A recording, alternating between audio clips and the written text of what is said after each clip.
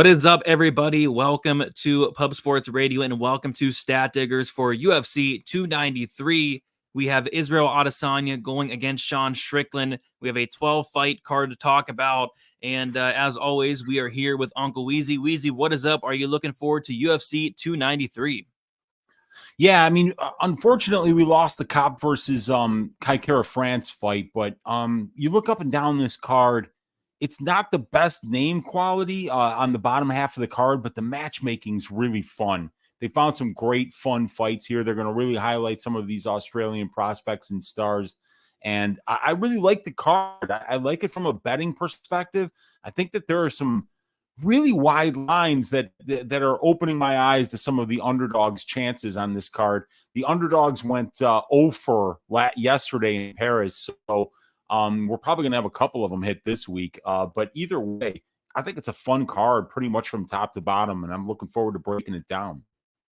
Yeah, and this kind of feels like the Paris card, though, where I feel like a lot of these favorites probably will come through. I feel like a lot of these are kind of like setup spots for some of these Australian guys. So, but yeah, there are definitely a couple dogs that I think could definitely stick out this week. So before we get started, I do want to shout out the chat. We got Mushroom, first one in the building, back at 5:47 Eastern time. So shout out to Mushroom. And then you got Adono as well, $5 saying ring a ding ding, a gallon of gas for the MMA engine. Appreciate you, Mushroom. Hopefully you had a good night of bets yesterday. We got our guy Propaholic in the building as well. Excited for this card in the show. I know Propaholic has some bets ready to go. We got Jared in the chat saying, "Oi, what is up, Jared?" We got Snerius. We got Sean V. We got Bob in the chat. We got Carthlos. We have 916 Dave. We got Lou Sasshole.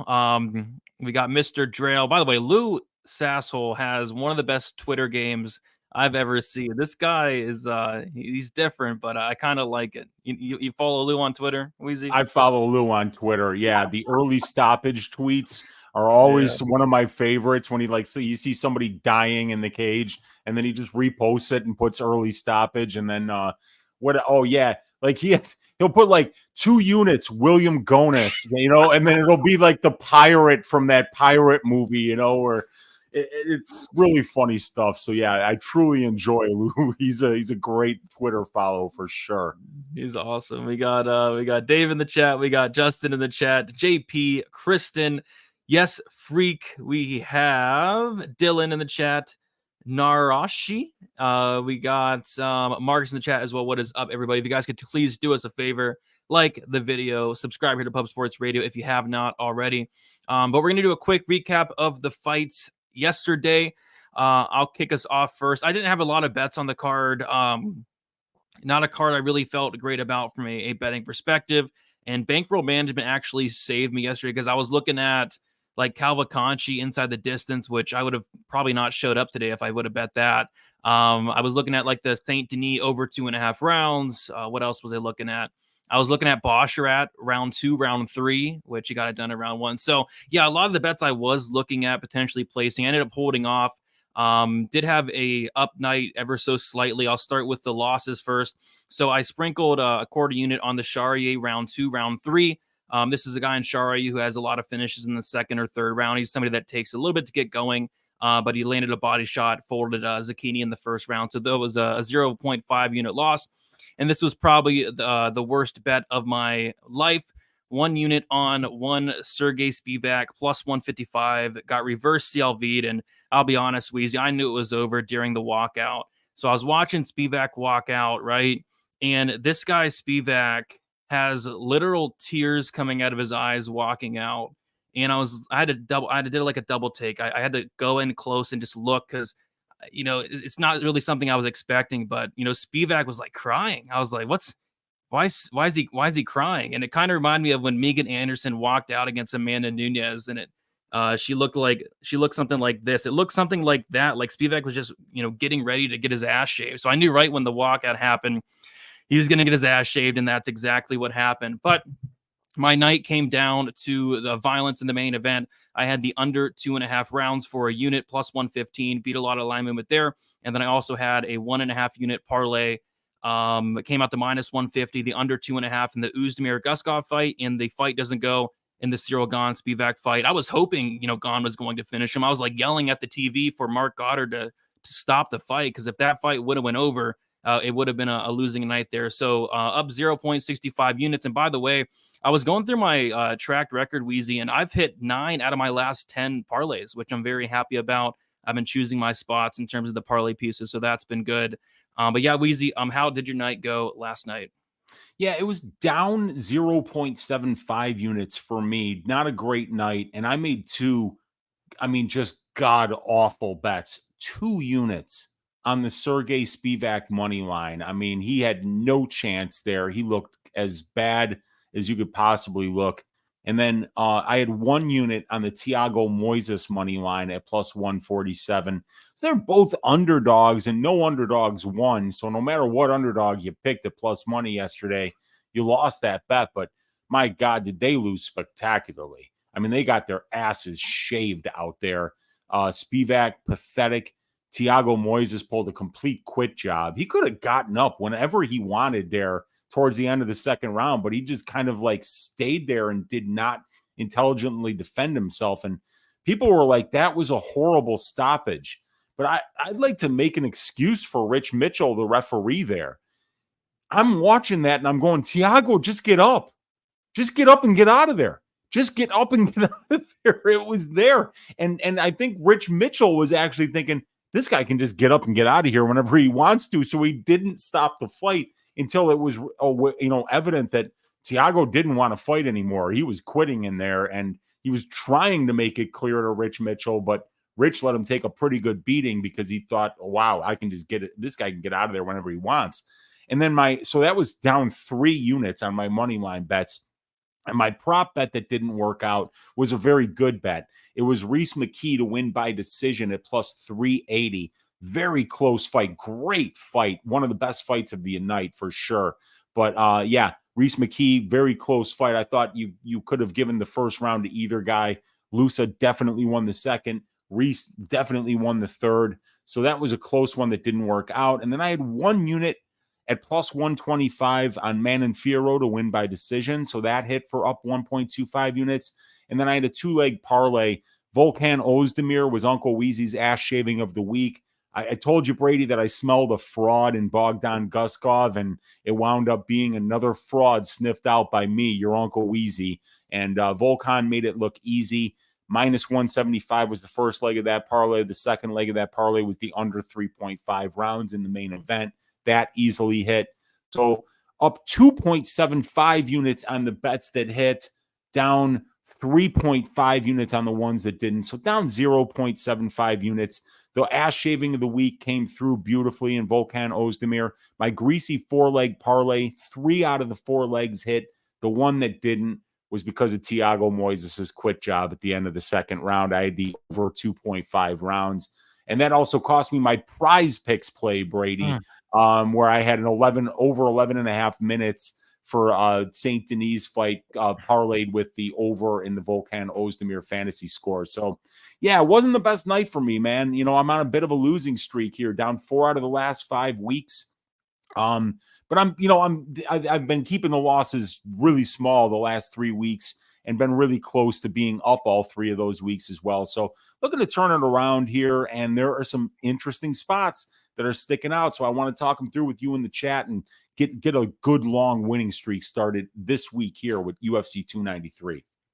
Yes, sir. Can't wait to break it all down. By the way, can you believe that a judge really gave Angelusa the 3rd round in that fight? Yeah, that was shocking. And then we didn't even talk about the Jocelyn Edwards bettors that got cornholed by that decision and by Nora Cornhole. Wow, that was a really rough one. I thought Jocelyn definitely won that fight. That was very strange scoring. They had it 30-27 for Nora there too. And then, 30-27 Lusa is completely inexcusable. But yeah, what are you going to do? Lusa probably won the fight, so I was fine with the decision the way it came out. Just the scorecards didn't work out. But I feel really bad for the Jocelyn Edwards bettors. They really got cornholed. Yeah, 2 judges gave it a 30-27. Wow. What? Wait. In the Nora Cornhole fight? Yeah. That's unbelievable, dude. I mean, just unbelievable. I didn't watch the fight, but I'm It looking was at this. bad, dude. Yeah, because like Nora was kind of like coming, having good 30 seconds at the end of each round, but Jocelyn was doing all the work for the first 4.5 minutes. So it was bizarre that Nora got that decision. Yeah. I would say I'd go back and watch it and check it out, but no, I'm okay. Don't bother. I'm all right. Yeah, I'm okay. I missed most of the prelims. I ended up just taking a couple of the prelims off to tape this card, get ahead a little bit. But yeah, Weezy, I say we get right into. Oh, do you have to shout out the Pub Sports Radio Picks contest? First place last week was Balanza, and Balanza scored 775. We had 117 entries. So if we get 200 entries this week, the prize is going to go up to $200. So be sure to sign up. It's free to sign up. Winner gets 100. But like I said, if we get 200 entries, $200 there. And you can sign up right now for free. All right. And we got Clint down there. Looks like he has 2 units on Anton Turkalj plus 125. So Clint beating some line movement there. All right. We're going to get to the first fight of the card. We talked about this fight before the show a little bit. We have Kevin Jose going against Kiefer Crosby. We have Jose, who is 30 years old, 6'1" with a 74-inch reach. Crosby, 33 years old, 5'11" with a 70-inch reach. Kevin Jose, he's 3 years younger with a 2-inch height advantage and a 4-inch reach advantage. So Jose is 4-1 in his last 5 fights. We have Crosby, who is 3-2 in his last 5 fights. His last win came against Alex Oliveira, and it was the funniest thing ever. Alex Oliveira came out with his walk. It was like the longest walkout ever. Alex Oliveira was just dancing for like 5 minutes straight, big smile on his face, and then he ended up gassing out in like 2 minutes. It was the most hilarious thing ever. But Crosby coming off a nice win there. This is one of the closer line fights on a card where we have a lot of big favorites. Weezy, how do you feel about this fight? Yeah, that Crosby Oliveira fight was hilarious because Oliveira was throwing such crazy shit that he was falling down when he was missing on his punches and his kicks. He looked drunk. He, honest to God, looked drunk in there. So I don't know. I mean, like, I take nothing from Kiefer Crosby's win over Alex Oliveira. Oliveira looked god awful in there. So with Josette, you got a big guy training at City Kickboxing from France. Now trains in New Zealand with that City Kickboxing crew. Very tall, very long for the division. Good technically on the feet, good kickboxing. Uses his range fairly well. He's a black belt in judo, Brady, and he gets really good takedowns from the clinch. He can get wizard trips. He can get sweeps. He can get reaps, trips. All that stuff is in play. And then when he gets on the ground, because he's so long, because he's so tall, he can kind of do some tricky shit down there too. Although he has no wins by submission in his career, you do see on tape from him that the guy's got a grappling game for sure, and that he can actually threaten submissions and do everything that a mixed martial artist needs to do in order to win minutes and moments in fights. The problem with Josette, Brady, is he's extremely low volume. I mean, everything that he does is pretty. It looks really great, but he doesn't do shit. I mean, it is fucking infuriating, if I'm being honest with you, because I watched 2 of this guy's fights and they're 5-round fights, so it's a half an hour of my life, for each of these guys' fights. And like the fight against Priscus Fogagnolo, I mean, like nothing happened. That fight was trash. And then Caleb Rideout was just doing more than him. So this guy, Josette, I mean, he's good. He should be able to win the minutes everywhere, but my God, laying juice on somebody that does as little as Kevin Josette does is absolutely, and I mean, like it's a bad thing to do. It's gonna make you very mad. And then with Crosby, I mean, his wins are not great. He's not beating good guys. He's losing to solid competition. He's in there fighting in Bellator, losing to credentialed fighters, to veterans, to solid guys. He's a SBG Ireland product. He's pretty good everywhere. I see him mixing in the wrestling. What he's pretty good on the feet at doing is kind of like closing distance, which I think will be easy to do against Josette because Josette's not like a sniper with the counter striking, and he doesn't do much. So there's not much of a price for admission for Kevin Jousset, but I think he can get in that pocket, throw combinations, and that's when Kiefer Crosby drops dudes. And when he drops dudes or when he takes them down, he's pretty good at getting to the back and doing some decent work there. Crosby's 2-1 to the submission in his career, while Jousset is 0-0. And both of these guys have got a lot more wins by knockout. 5-1 to the knockout is Crosby. 4-1 to the knockout is Jousset. And both of these guys have winning records and decisions as well. So I think it's an interesting fight, but I wouldn't lay juice on Jousset because the guy doesn't do anything. But Crosby, I think, is just a step behind in all areas of mixed martial arts in comparison to the toolbox that he brings into the cage next to somebody like Jousset, who's got the youth here. He's got the size. He's got the 4-inch reach advantage. He's fighting near home when Crosby's going all the way from Australia from Ireland to Australia for this fight. But what I could see happening here is Kiefer just walking down Jousset, finding his way inside, throwing combinations and landing big shots here, and potentially even getting takedowns of his own and winning some minutes on top. So, I mean, I could see Crosby getting this win, but Kevin Jousset is the better fighter, in my opinion, and he's got more tools in the toolbox. And I like the youth. I like the size. I like the fact that he's a little more technical everywhere. I couldn't lay juice on the guy because he doesn't do enough. Yeah, this is a fight I really want nothing to do with. But like you said, Jousset is the better fighter pretty much everywhere. I'm kind of surprised, like, money's like pouring in on the under, which is kind of scary, with a guy in Jousset who doesn't really do much. But I guess I kind of lead under, but looks like the under now is minus 168. It was Really? like plus one. Yeah, money's like pouring it on, because I did slightly lean under just because Crosby's like a killer be killed, finishing both his losses type fighter, but I don't love the minus 168 at all. And then money is coming in on Jousset as well. He opened up plus 190, and that was like August 29th, and he's currently minus 140. So, yeah, so that's another thing to mention here is that, yeah, Jousset opened as a big underdog here, and Crosby opened as the favorite. So all this money coming in on Jousset.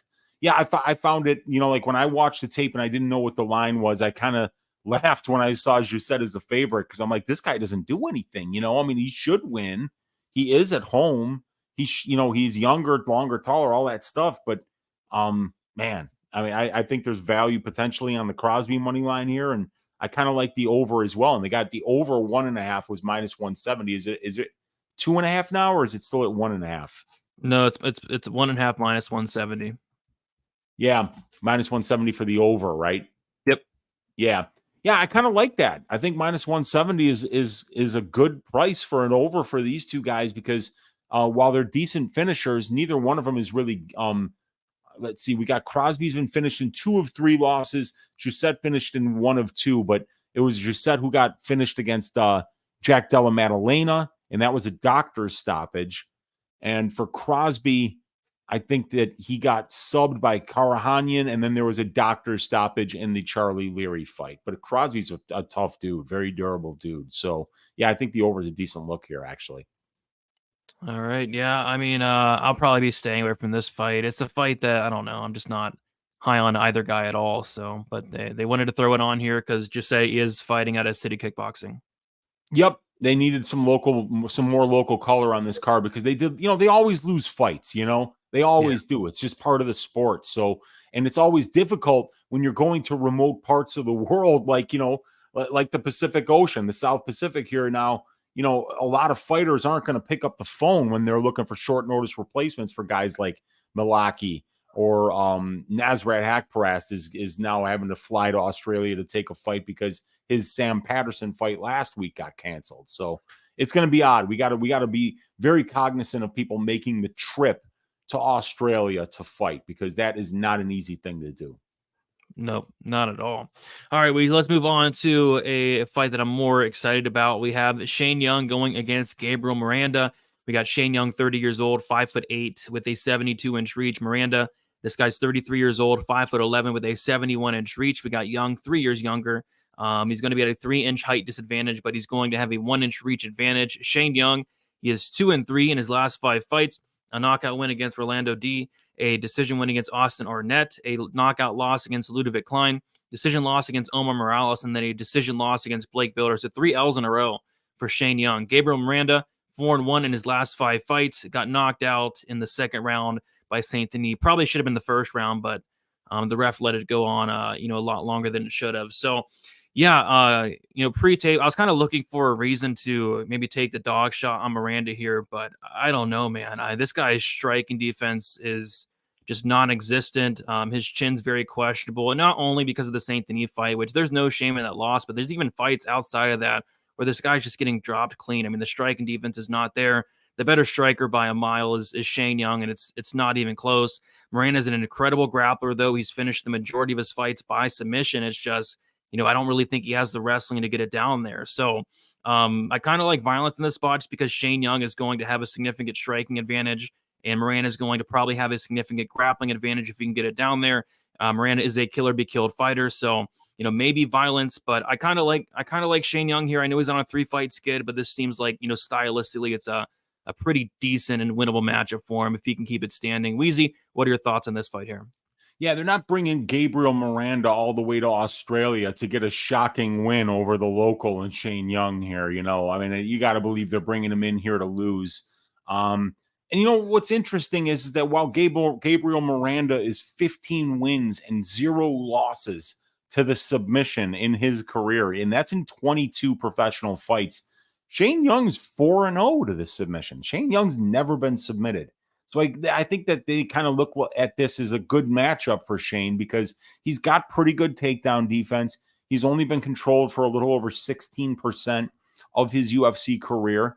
And he's had 23 takedowns shot against him in 6 fights. So, people are shooting an above average amount of takedowns against Shane Young. And you got to believe that that's what Gabriel Miranda is going to do here. He's got to try to get this fight to the ground because if it is on the feet, Shane is busy, very busy with his striking, and he pressures. And we've seen Miranda block punches with his face, showing a pitiful 44.2% distance striking defense, absorbing 14.52 distance strikes per minute, but it's in a very small sample size. So that doesn't mean much. But when we watch him on the regional scene, we kind of see the same thing. The guy is not defensively responsible on the feet. So Shane Young's a guy who's spending over 75% of his UFC cage time at distance striking range. So, the details are in this fight. Is Miranda going to be able to get this fight to the ground? Because if he is, he's going to be threatening for submissions and he's going to be looking to win the fight down there. But if it's on the feet, Shane being as busy as he is, Shane being fairly accurate at almost 40% at distance and throwing a ton of volume and pressuring, I think is going to be a problem for a guy like Miranda who's not good defensively, blocks punches with his face, and who might gas out if he doesn't wind up getting those takedowns. If Shane winds up stuffing those takedowns, you could see Shane potentially getting a late finish here, an attritional finish, when Miranda gasses out from wrestling unsuccessfully here. So, yeah, I do like Shane to win this fight. I mean, he's definitely fought the better brand of competition over his career compared to Miranda. He's going to be the better striker here. He's 3.5 years younger. He's got a 1-inch reach advantage. He's got almost 100 more minutes of pro cage time. He's got 5 more fights at the UFC level and 65 more minutes in the UFC octagon. He's extremely durable, Brady. So I think that's another reason it's a good matchup for Shane Young here, in that with Gabriel Miranda, you got a guy with a 100% finish rate who's 0-4 in decisions. And while with Shane Young, you got a guy who's lost 7 times, but he's only been knocked out once in his career. And it was from like a baseball bat to the head, courtesy of Ludovic Klein, who's been really good in the UFC. So, yeah, I like Shane here to get the job done. And I think even potentially a late finish by Shane Young could be in the cards, as I see that Gabriel Miranda is not somebody who has the best conditioning and who does fade later on in fights. Yeah, it looks like Shane Young opened up -125. He's now -170. So it looks like he's probably a popular play this week. Gabriel Miranda is currently +145. Yeah, I know people in the chat are saying like Shane Young sucks. And honestly, I was trying to look to fade him as well, but Gabriel Miranda just blocks punches with his face. I mean, the striking is not even close, even though I don't think Shane Young's that amazing. It's just Miranda needs to get the fight down to the mat, and I just don't know if he can. If he does, there will be opportunities for like a first round sub, but I don't know. Yeah, I think and it's tough because Gabriel's got to go to Australia and fight in front of the local, hostile crowd. How did that work out for the visitors to Paris yesterday? I mean, Not like well. they made a vampire look like he was not 700 years old, but looked like he was 7 years old. I have some sources who are telling me that the commission wasn't checking for garlic powder in the gloves of Cyril Gane. And how is that fair for my Spivak bet, for your Spivak bet? I mean, if they're using garlic against a vampire, that's not fair. No, it's not. I mean, so I don't know, man. But like, look, there's when we were in Canada not too long ago, all the Canadian fighters won. The French fighters did fantastic in Paris. Going to Australia, fighting an Australian fighter, that's an uphill climb, ladies and gentlemen. Oh, and another uphill climb for Miranda, potentially Weezy, is this fight is at featherweight, and I was looking through his record, probably 90% of his fights are at lightweight. Oh, wow. So he's making an additional cut here too. So that's never fun. Hopefully he's already over there then if he's cutting down an extra weight class, because that's another red flag. Yeah. So, yeah, I mean, I like Jung, but, Jung's not really a guy you want to lay minus 170 on. I mean, but I'll take him to win this fight at least. Yeah, I agree too. I'm going with Shane Young here. I don't want to really lay juice on him, but I think if he stops the takedowns, he definitely looks his price for sure. Yeah, 100%. All right, let's keep moving on, Weezy. We have Blood Diamond making his return, going against Charlie Radke. We have Diamond, who is 35 years old, 5'11" with a 76-inch reach. Radke, 33 years old, 5'11". We have Radke 3 years younger. Blood Diamond with a 1-inch height advantage. So Blood Diamond, he's 3-2 in his last 5 fights. Made his debut against Jeremiah Wells, got subbed in the first round. Lost a decision against Orion Kosi. As far as Charlie Radke, this is a guy who's 5-0 in his last 5 fights, making his debut here. And Weezy, the first thing I looked for in Charlie Radke when taping this fight was, does this guy wrestle? And I don't think I saw him shoot one takedown. He has a couple submissions on his record. He did get a submission in his last fight against Raheem Forrest, but Forrest was the guy that actually initiated, getting the fight down to the mat. And Radke was able to get on top and eventually sub him. So, yeah, he's not a guy that really looks to wrestle. Blood Diamond, he is 0-2 in the UFC, but, Jeremiah Wells did wrestle and take him down and sub him, and Orion Kosi did wrestle and was able to control him. So we have a big price tag on Radke here, Weezy. He's minus 300 now. Somebody dropped a bomb on this guy within the last 24 hours.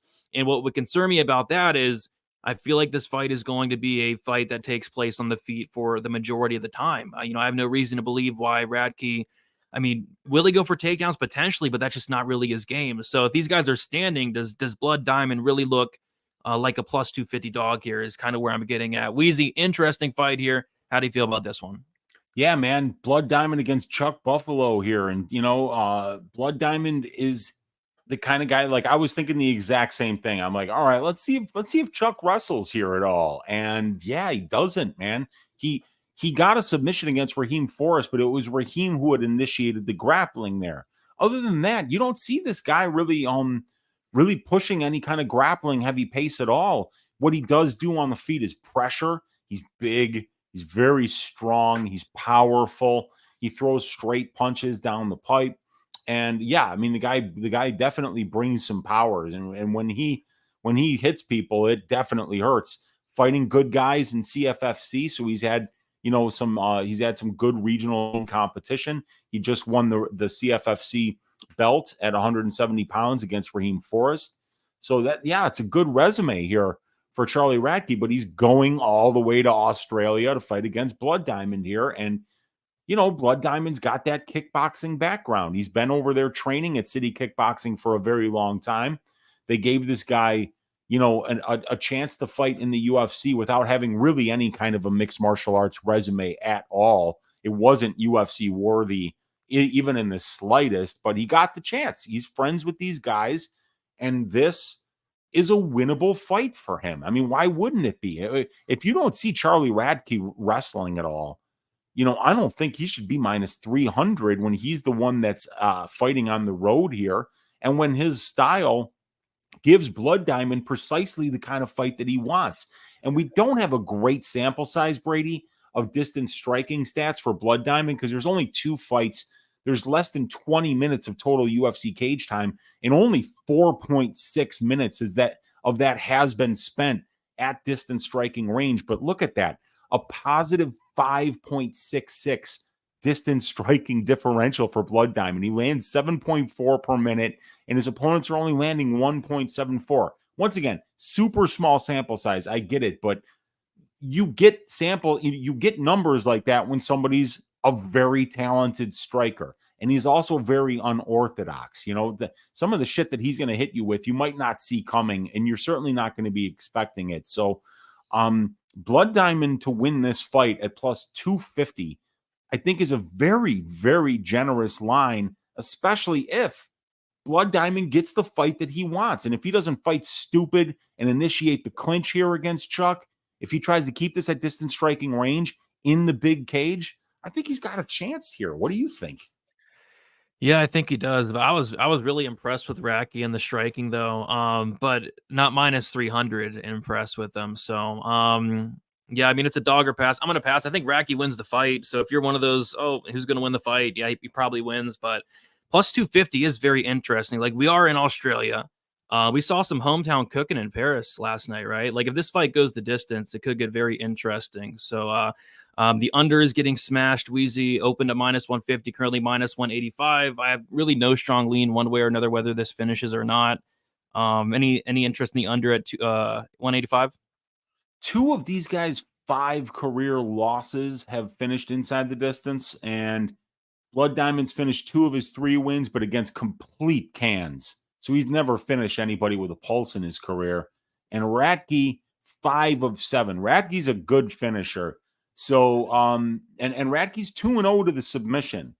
So maybe he could find a submission in this fight if this does get into the grappling. And it's not like Blood Diamond has shown great fight IQ and the ability to be able to maintain distance and win minutes there. So, I mean, I see why Radke's the favorite, but this is a little bit silly at minus 300.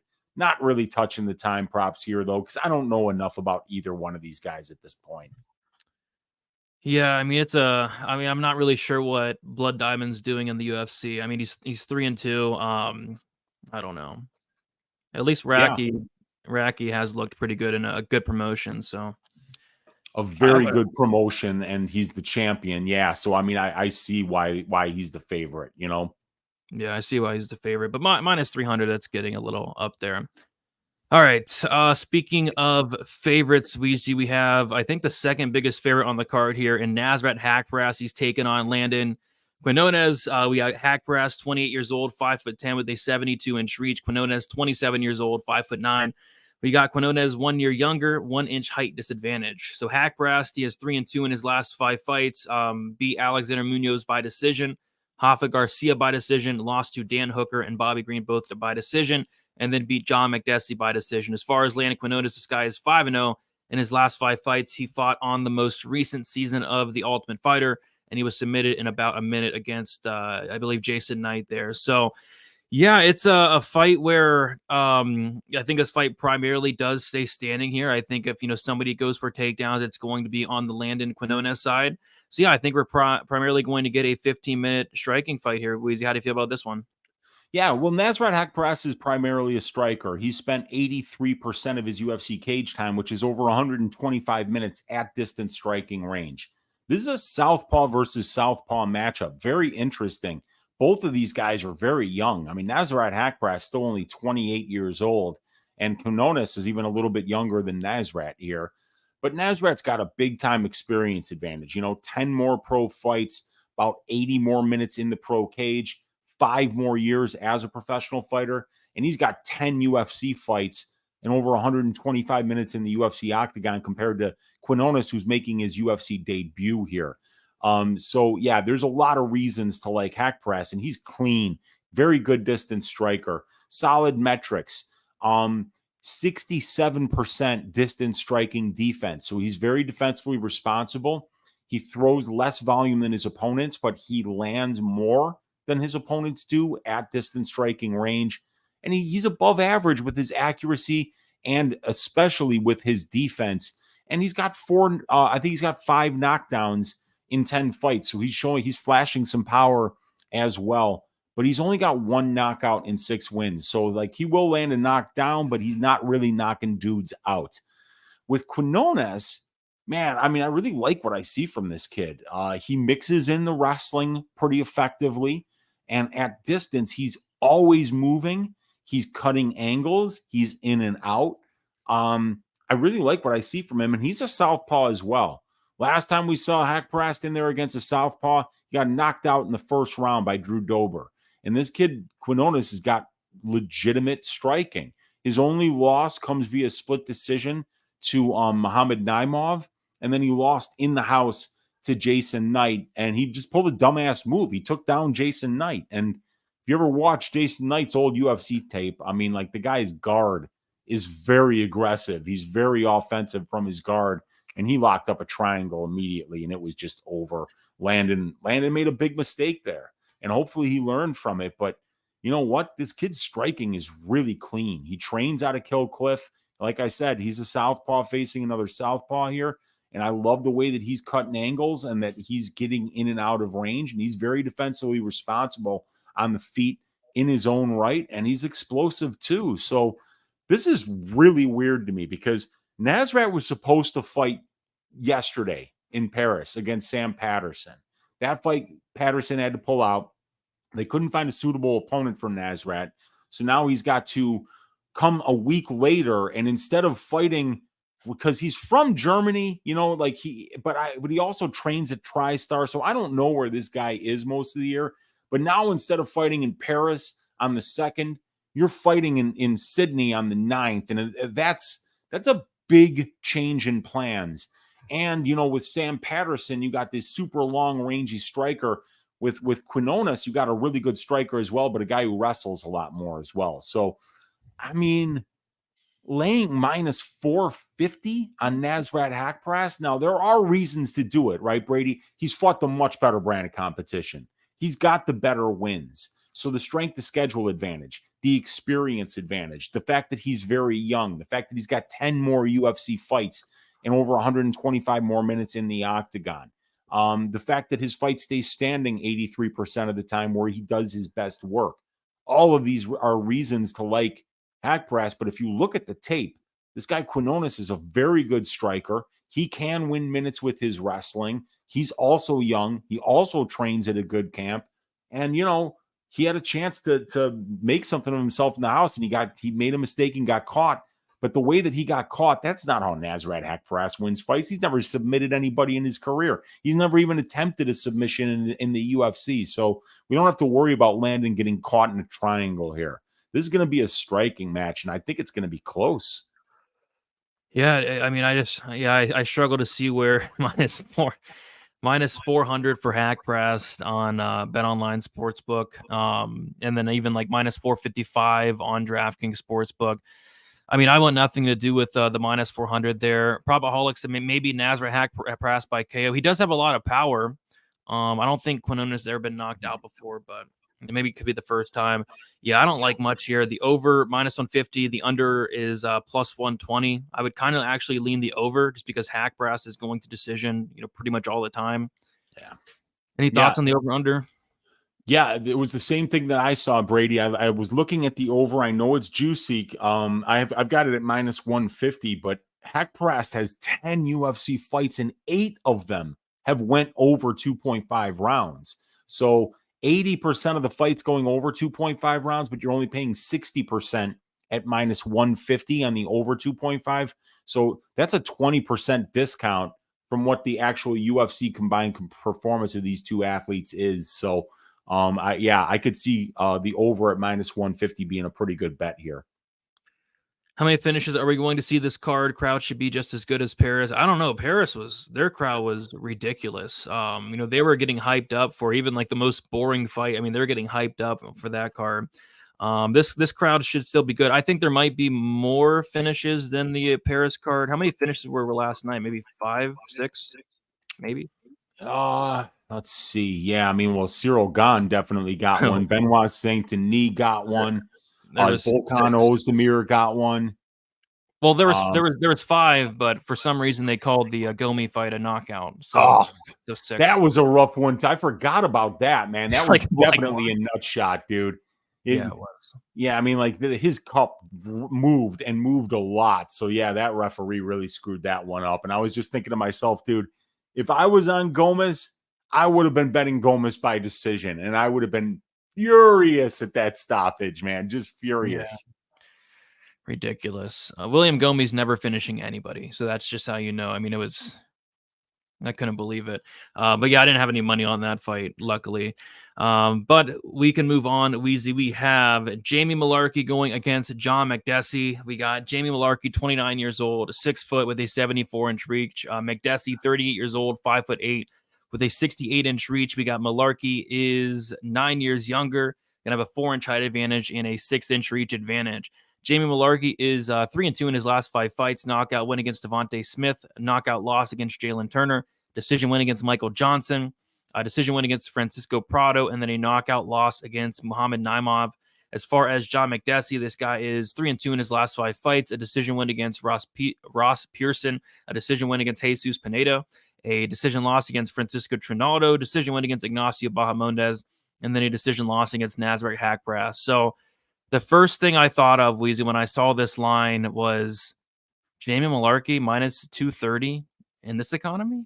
Minus 230 for Jamie Mullarkey. Like, I think this fight could be close. I was actually, I know Makdessi's like 38 years old, but I think this guy can, be competitive here. He's a guy in Makdessi who, nicknamed the Bull. He's going to come forward the entire time. This guy's volume is very, very good. His durability is very, very good. Hard to get out of there.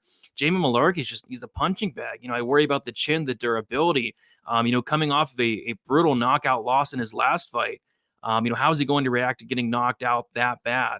And I feel like Jamie Mullarkey might try to wrestle here, but, nobody really has success in terms of taking down and holding down John Makdessi. So, I mean, at the very least, I would just caution anybody laying minus 230 on Jamie Mullarkey ever, at the very least. But I think Makdessi could potentially be live here, even though he is, getting up there in age. Weezy, what are your thoughts on this fight?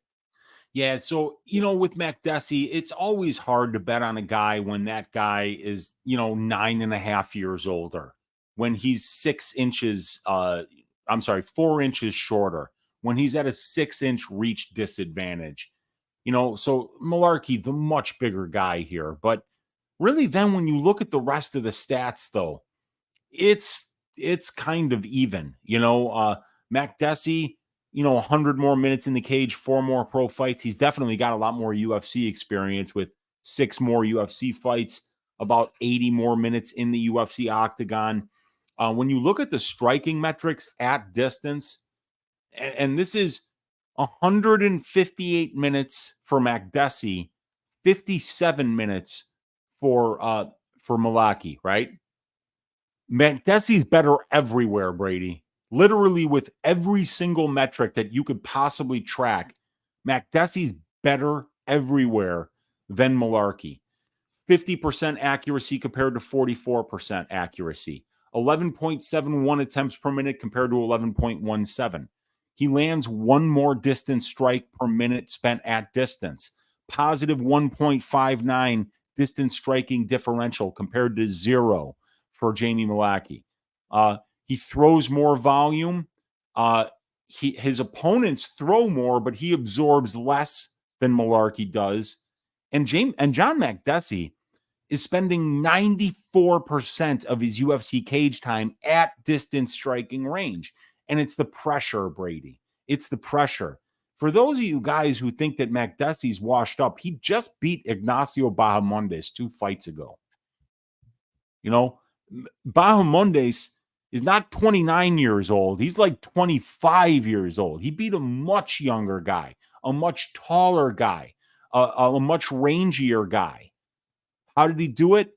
Dude, he just walked forward like a bull the entire time, and he landed a big right hand midway through the first round, and it changed the trajectory of the fight. And he damn near got Ignacio out of there in the first round because of that big right hand that he landed. So Mullarkey's going to have to deal with forward pressure here from a very talented striker who's been very defensively responsible at 67% distance striking defense compared to 58% for Mullarkey. And then you look at the strength of schedule stats, Makdessi's fighting the more experienced guys. In terms of win-loss ratio, they're fighting about the same level of competition, and their wins are almost the exact same level of competition as well. So if you're laying that juice on Mullarkey, you better hope he gets some minutes won in the grappling exchanges, because I cashed on Muhammad Najan last time just simply because Mullarkey was minus 550 and Naimov was plus 400. And I was like, Jamie Mullarkey is minus 550 versus nobody in the UFC. He's not good enough at anything. He's not bad at anything. He's got good cardio, good durability, solid boxing. He will mix in that wrestling to try to win minutes. He's good. He's a good, well-rounded fighter, but he's not spectacular anywhere.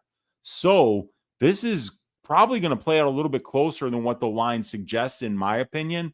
But I don't know if I can get to the plus money bet on Makdessi, because I'd be betting on a 38-year-old man who'll be fighting in Australia against a hometown favorite here, and a guy who we know that Mullarkey will try to find the path of least resistance, and he might be able to find some grappling success against Makdessi. And if he does, then I think that he might pay off that price tag. But if he doesn't, man, John Makdessi is very good at range, and that pressure can be very difficult for anybody to deal with. Yeah, I don't think he has any grappling success. I mean, I'm looking through like the entire career of Makdessi, which is how many UFC fights? 14? 14 UFC fights. I don't think anybody had success out grappling. Like Patrick got him down 2 times, but only held him down for a minute. Haqparast got him down 2 times, but only held him down for like 30 seconds. So, yeah, but I mean, this could be close. And if we do go to the judges' scorecards, maybe Mullarkey edges it out. But I mean, I just know I personally will be laying minus 230 on this guy. So it's a pass for me. I'm not touching this one. And then what is the over under at? It probably goes. The over got smoked. Over 2.5 minus 200, which is scary. When you're talking Mullarkey, who is blocks punches with his face. Yeah, it is kind of. I mean, I think it goes over personally, just stylistically. It's not like Mullarkey's got this vicious finishing power. Neither does Makdessi. And Makdessi, he's got 6 UFC losses. He's only been finished in 2 of them. So I think both of these guys are pretty durable. I think it probably does go over. So maybe instead of laying minus 200, maybe you go Mullarkey by decision, or you go Makdessi by decision. If you're on the dog side here. Yeah, I think the over is probably the over at what is it, minus 200 is probably better than Mullarkey at minus 230. Yeah, I agree with that. But I'm not going to be betting this fight, so it should be interesting though. Should be interesting. We can move on though to the next fight. We have Jack Jenkins going against Chepe Mariscal. We got Jack Jenkins, 29 years old, 5'7" with a 68-inch reach. Mariscal, he is 30 years old, 5'6" with a 69-inch reach. We got Jack Jenkins 1 year younger, 1-inch height advantage, 1-inch reach disadvantage. Jack Jenkins 5-0 in his last 5 fights. He made his debut against Don Shanis, won that fight by decision. Prior to that, had a knockout win on the Contender Series, and he just beat Jamal Emmers by robbery, split decision win there. As far as Chepe Mariscal, made his debut against Trevor Peek and won that fight by decision. Yeah, I like Jack Jenkins in this fight. There was a fight I watched with Chepe Mariscal that really scared me for him, and that's the Sean Soriano fight. And that Sean Soriano fight, Sean Soriano is a guy in the UFC that's known for like getting taken down, controlled, and like subbed. It was actually Sean Soriano is actually able to out grapple Chepe Mariscal in every single round en route to a decision. So my thinking is Jack Jenkins is just going to have a couple paths to victory here. Really like the striking of Jack Jenkins, really good combinations, really good leg kicks as well. Heavy leg kicks, but I think it's going to be the wrestling where he goes out there and can win this fight. Just seeing Sean Soriano taking down Mariscal, laying on top of him for long periods of time, I think Jack Jenkins can implement that same game plan here. So yeah, I like Jack Jenkins, another hometown guy, Australia. Chepe Mariscal coming all the way from the United States. Just another reason I do like Jack Jenkins, but looks like some money is coming in on Chepe Mariscal. He did go out there and put on a very, very fun fight against Trevor Peek, but there's a big, big difference between Jack Jenkins and Trevor Peek. Weezy, what are your thoughts on this fight here? Yeah, it should be a really fun one. Chepe Mariscal, a local product here, Chicago, Southside, Cicero, stand up. And yeah, he had a great debut against Trevor Peek, which is a fun guy to fight against. That's a great guy to get a debut fight against because Trevor is going to bring the heat. He's going to bring the pressure. He's going to force a fight. And Mariscal was able to show us that he's the more complete mixed martial artist than Trevor Peek there. And he put on a really good performance. Got 4 of 12 takedowns. Controlled Trevor Peek for 36% of the fight. Gave up 9% control. Won about 80% of the control time positions of that fight, which was almost half of the total fight. Showed some durability. Did pretty good. I mean, Trevor outthrew him, but he outlanded Trevor. But, Jack Jenkins, like you said, he's got a lot more process with his striking. And the low leg kicks are very, very important because it really screws up the mobility of your opponent and then makes them more stationary target as the fight goes on. And we do see that Jack Jenkins can wrestle. He can win minutes with that part of his game. We saw it, on the Contender Series, and we saw it here in the UFC where he's had 9 takedowns attempted against him, Jenkins. He's only attempted 6. But he's actually winning the takedown battle, winning it 5-2, and winning almost half the control time positions, even though his opponents have been a little more aggressive with the grappling here. But, this is a very tall order. Chepe Mariscal's got 6 losses in his career. He's been knocked out 3 times. It's going all the way to Australia to fight, a really good prospect here in Jenkins. But what is kind of interesting here is that Chepe's 3-0 to the submission in his career, while Jack Jenkins is 3-2 to the submission. So, there could be a chance for Chepe and that judo black belt of his to find some kind of submission on the ground here. But yeah, I like Jenkins to win this fight. Love the fact that he's local. I think he's going to be the more technical striker. I think he's going to be the more likely guy to land a big shot too in this spot, especially with those low leg kicks. And I think he gets the job done and wins this one, maybe by knockout, maybe by decision. But what's the line on this one? Looks like we have, there it is. So Jack Jenkins opened up -255. He's now -183. And then Mariscal opened up +215. He's currently +158. So some money is coming in on Mariscal.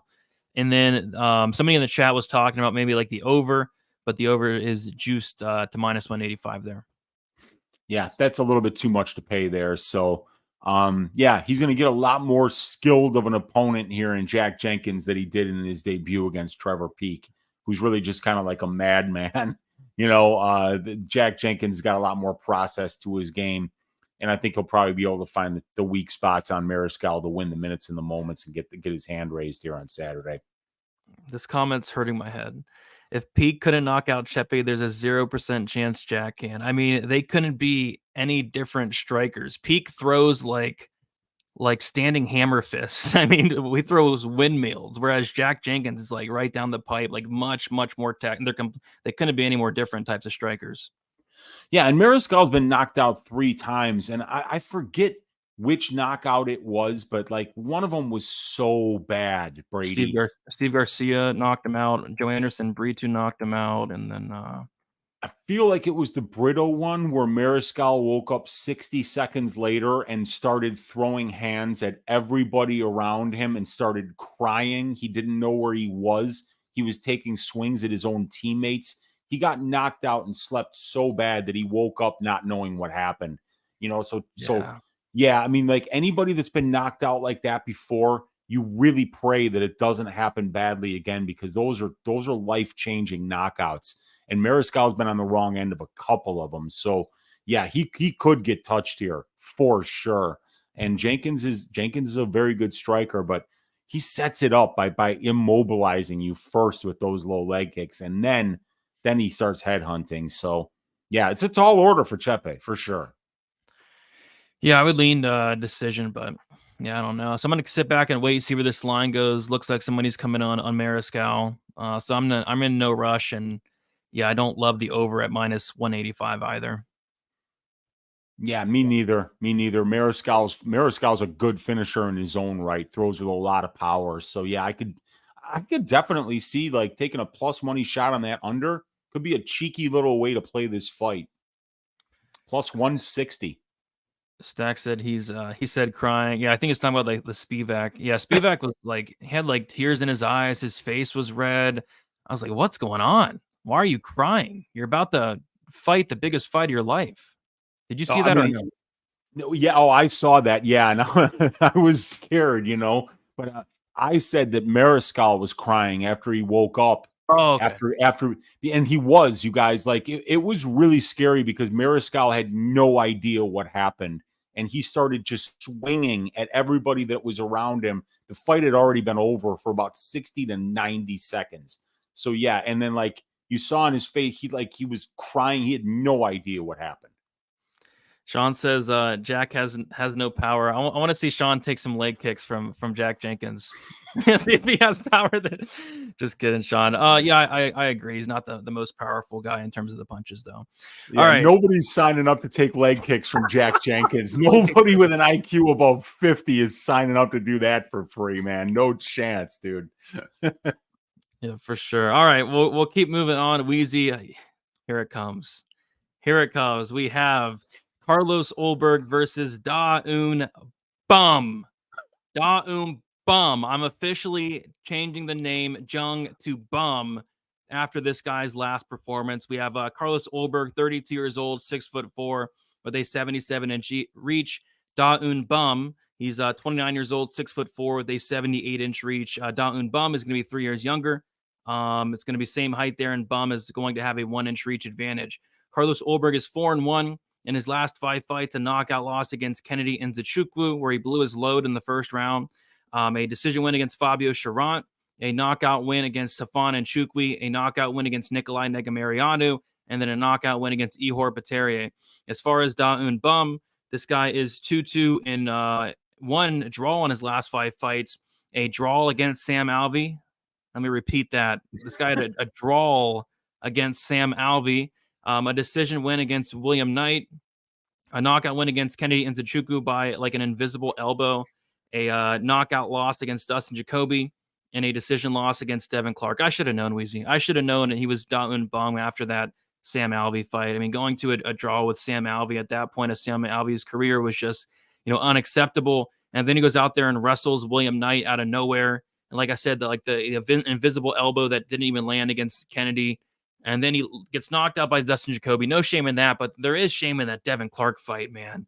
Da-Un Jung showed up in that fight, and he looked drunk. He looked drunk. He gassed out in 2 minutes. The fight primarily played out against the cage, but whenever the fight was at range, he just looked drunk. It looked like he was 12 beers deep. His striking looked awful. He looked awful. Like it was the second round. He was completely gassed out.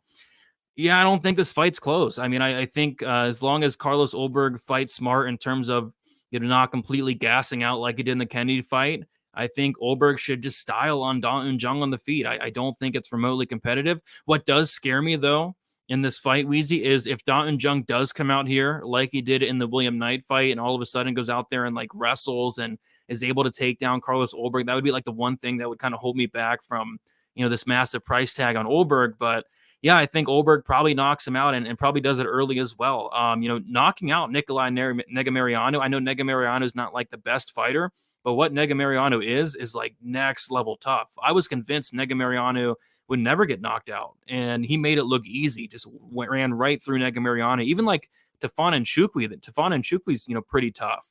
So yeah, I think Ulberg probably wins this fight and probably wins it in the first round. I don't really see where Da-Un Bum causes many problems, besides maybe some grappling, but I don't know. I don't really see it. Weezy, what are your thoughts on this fight?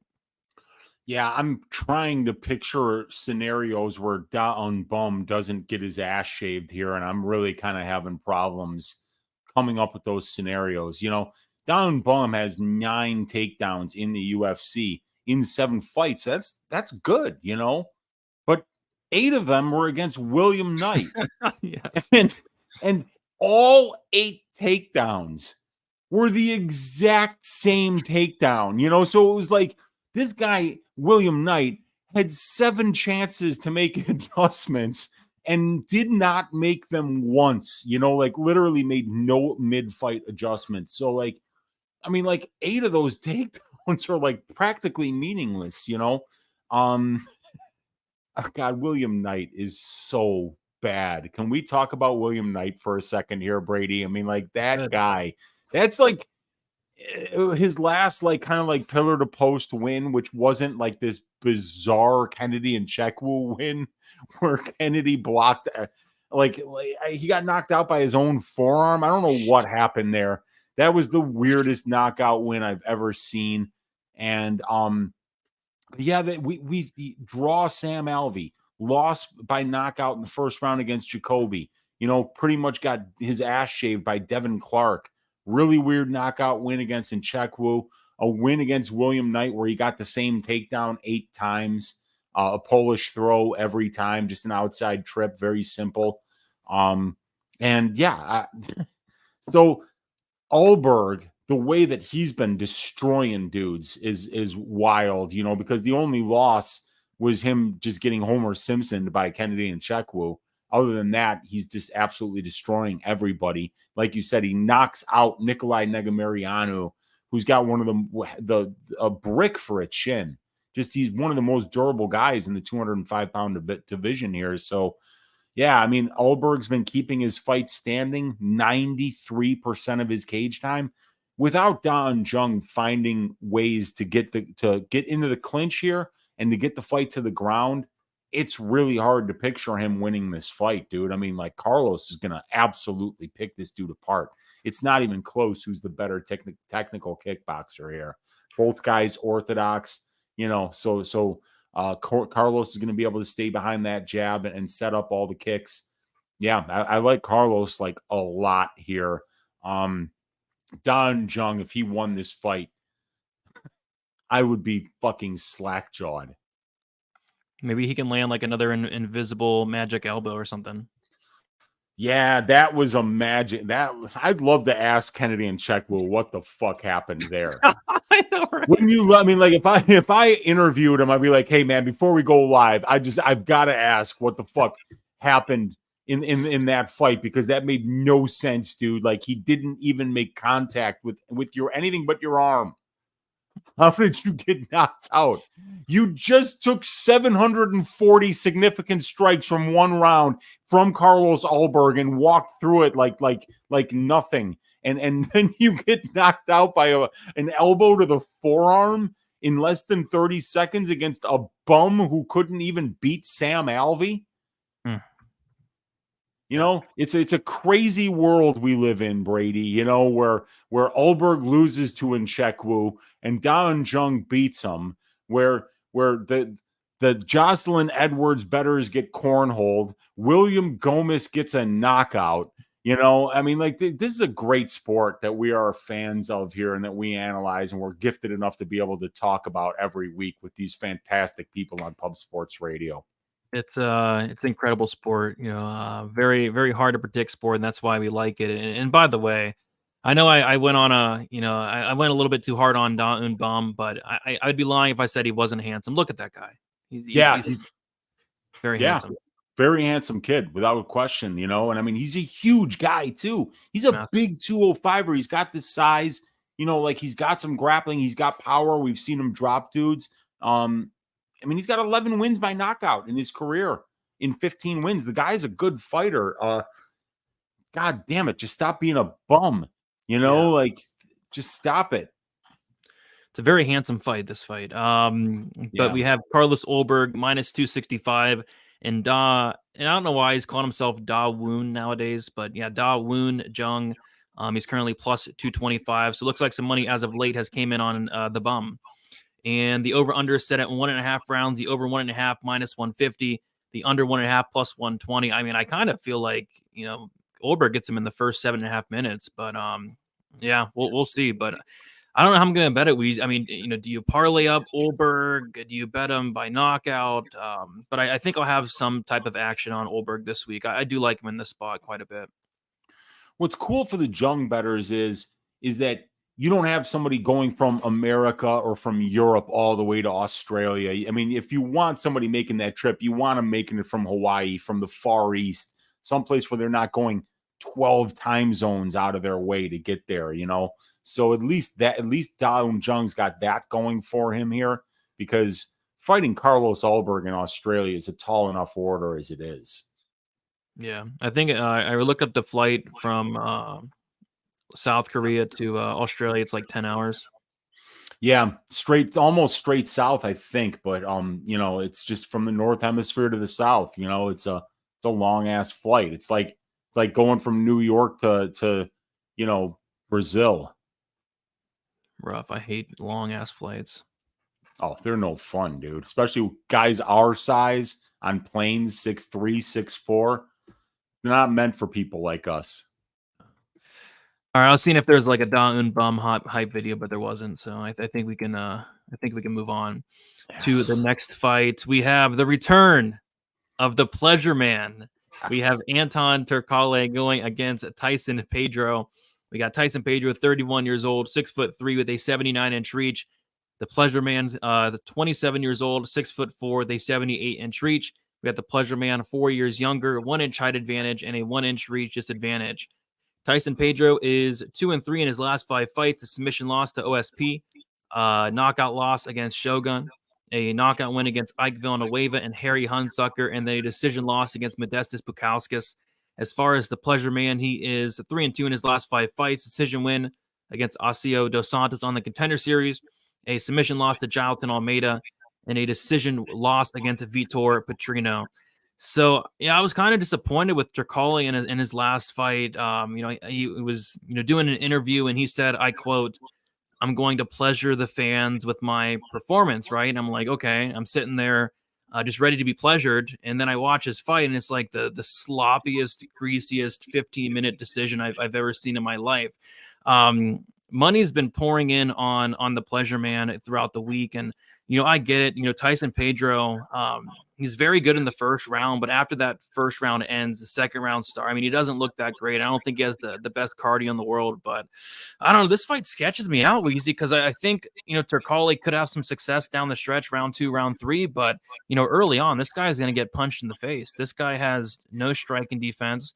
He makes a lot of mistakes. I have concerns about Turkalj early, but if he can extend this fight, drag it out a little bit, and if Pedro does start to fade, Turkalj won't fade. So I don't know. It's I think it's gonna be fun to watch, but in terms of betting on this fight, I'm not sure I can get there, especially with this line completely flipping at this point. Weezy, what are your thoughts on this fight? Yeah, it's just good to have Anton, the Pleasure Man Turkalj, back on a UFC card. This guy is, I think he's great. I think he's got a great personality. I liked him before he got into the UFC. I remember seeing the Konstantin Soldatov knockout by spinning back fist in the first 10 seconds of that fight. The walkout, he walks out to Dolly Parton's 9-5. He's doing like these dances. He's smiling like the crowd loves him. He knocks the dude out in 10 seconds and then just runs out of the cage and runs out of the arena.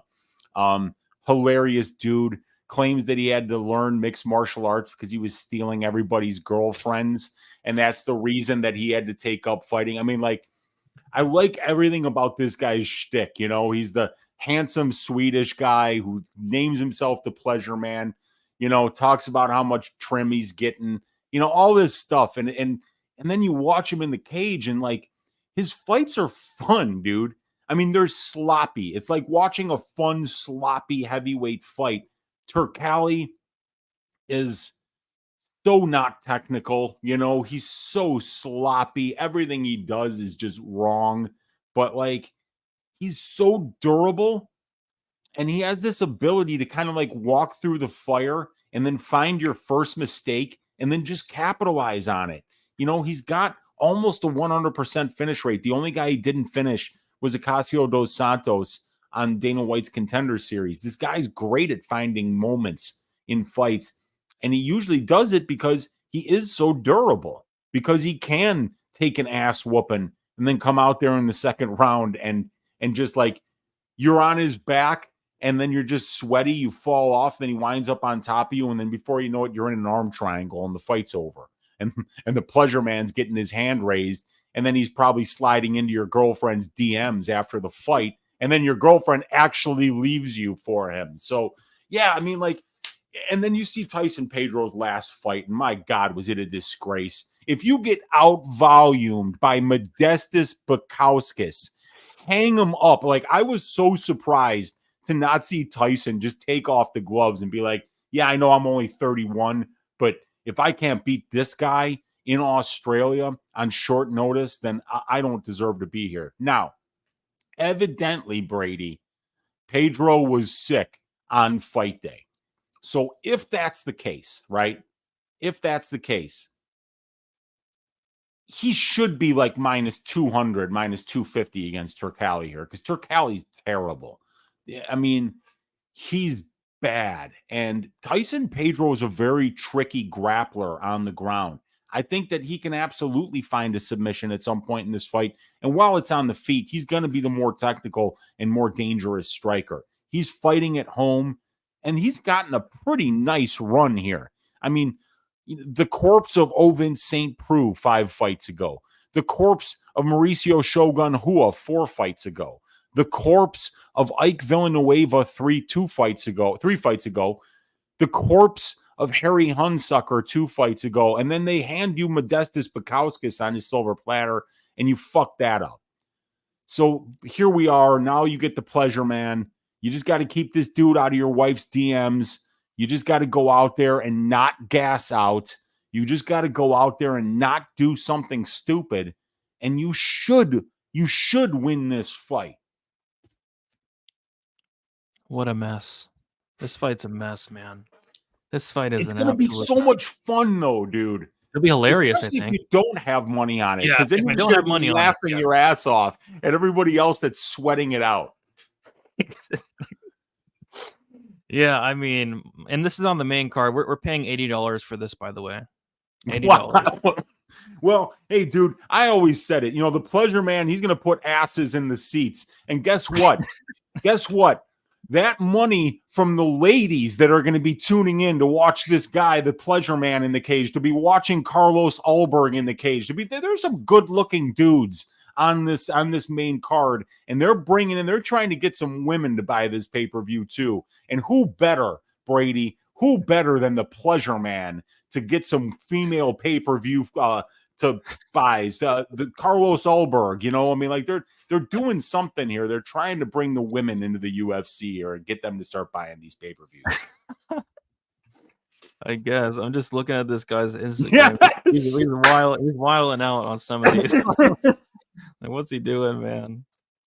Oh goodness. Oh, you gotta love it, dude. Sexiest man alive. What's wrong with this guy? Dude, like if I was in an elevator and I was taking a selfie of myself like that with my foot up on a rail, and then like the door opened and some dude walked in, I would expect that dude to just take a swing at me for being a candy ass, you know? And I mean, like, that's what this guy's had to deal with his whole life, you know? I mean, like, he's clearly, I mean, look at this. Dude, he's not training in any of these pictures. He's just looking like a model. He's just the dude that steals your girlfriend. I mean, like, all of Anton Turkalj's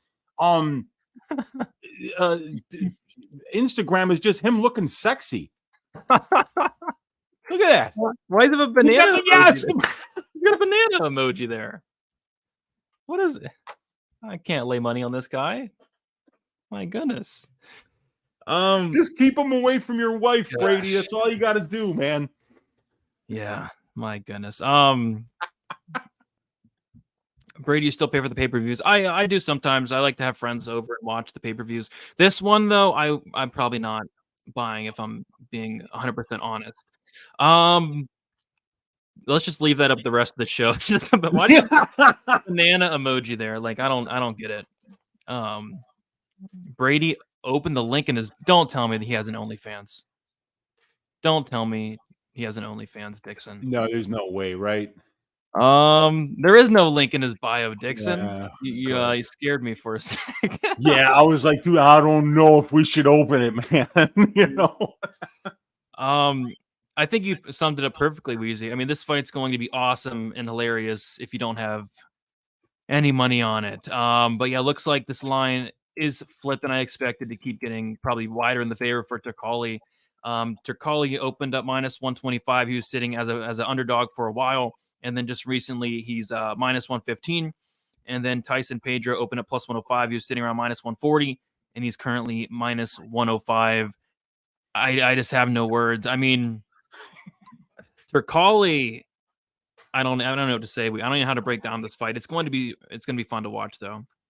Anton Turkalj is a favorite, ladies and gentlemen, in the UFC. A favorite. let that sink in. Just yeah. I mean, I would just live bet him because he's going to lose the first round. I mean, Pedro's the much better fighter when he's fresh. Much better. Dude, there's a picture up there of him with a puppy. Really? On the right. Top right there. There we go. What the hell is going on here, Brady? This man is a favorite right now against Tyson Pedro, somebody that was supposed to take the MMA world by storm like 7 years ago, and it just never really worked out because of injuries and stuff. Yeah, look at that, man. Look at the pleasure, man. Tracksuit. He's at the club. I don't know what's going on. I think we should move on. Let's do it. Let's move on, man.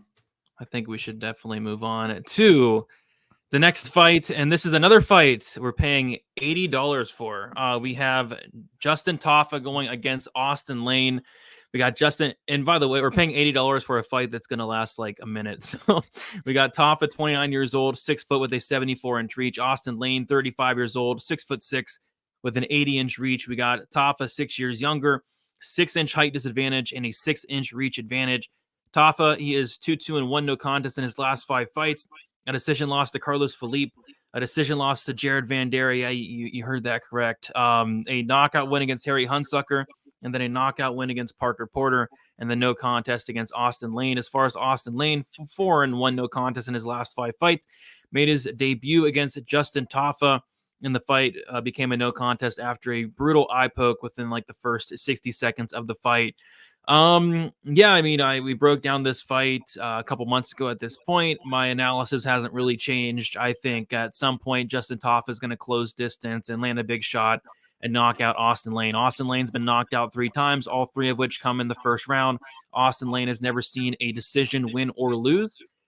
Justin Tafa, I think, is the better striker, the more powerful striker. I think he knocks this guy out in the first round. Money is coming in on Austen Lane, though, which is interesting, but I'll say Tafa catches him in the first round. I did have a bet on the under 1.5 rounds last time out at minus 170, but it's already minus 195 on like a Sunday. So, yeah, probably not betting this fight. If anything, maybe Tafa first round KO, but it's probably going to be even money. Weezy, what are your thoughts on this one?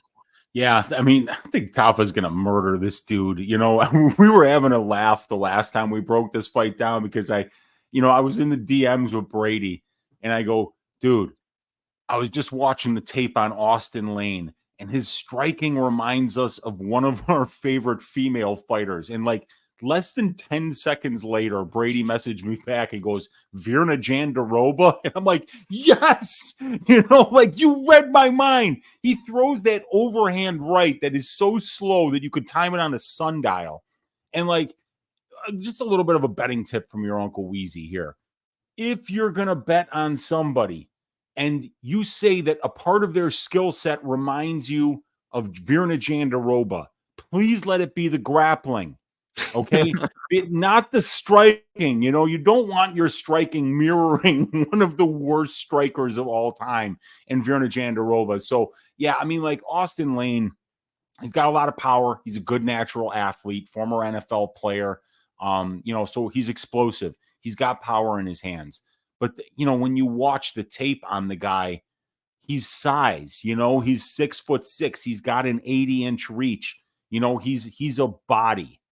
That's it. His toolbox of MMA skills is like virtually empty.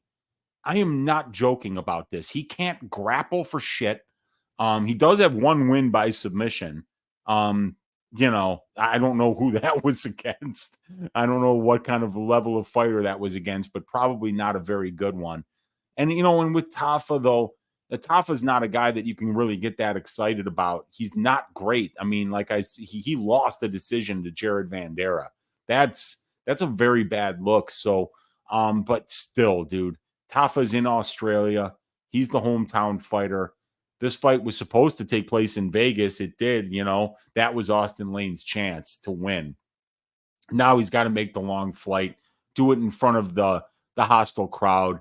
And like I said, his toolbox is empty of anything but then a really slow overhand right, with which Justin Tafa is going to see, you know, coming a mile away. Even though he's got pathetic 51% distance striking defense, I think it's going to be Tafa who lands the big shot here and gets the first round knockout.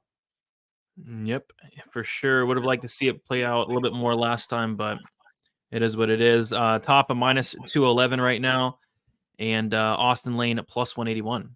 The under, like I said, juiced to minus 195 already, so that kind of sucks. But yeah, Tafa KO1 for me as well. Tafa KO1 for me. Fair enough. Weezy will move on to the next fight. This pay-per-view, man.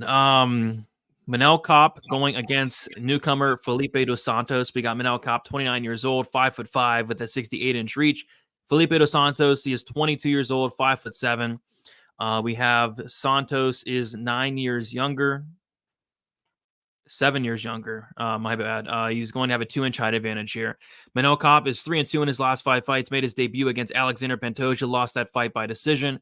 Lost a decision to Mateus Nicolau as well shortly after that. Knocked out Ode Osborne and Zalga Sumagulov, and then won a decision against David Dvorak. Felipe dos Santos, this guy is 4-0 and 1 no contest in his last 5 fights. So, I mean, yeah, I remember taping Felipe dos Santos. I think it was week 2 or week 3 for the Contender Series. I think he's solid, but my goodness, I mean, making your debut on a main card against Manel Kape, who I think could potentially be like a top 5 guy. Like, this is a guy in Kape who made his debut against Alexander Pantoja, and that was the fight where, you know, Kape just refused to do anything, but still it was somewhat of a competitive fight. And then same thing with the Nicolau fight.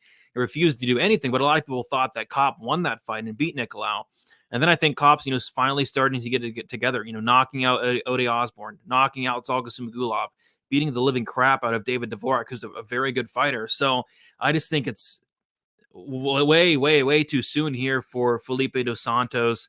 I kind of like the under 2.5. It opened up plus 120, went to minus 115, but now it's minus 170. So that sucks. Yeah, I think Kape should get it done though. I don't think Felipe dos Santos is bad or anything. He's training at Shoot to Box Diego Lima with, you know, Charles Oliveira in them, but I mean, it's just a massive, I can't think of like a bigger step up in competition here for Felipe dos Santos. Weezy, what are your thoughts on this fight here?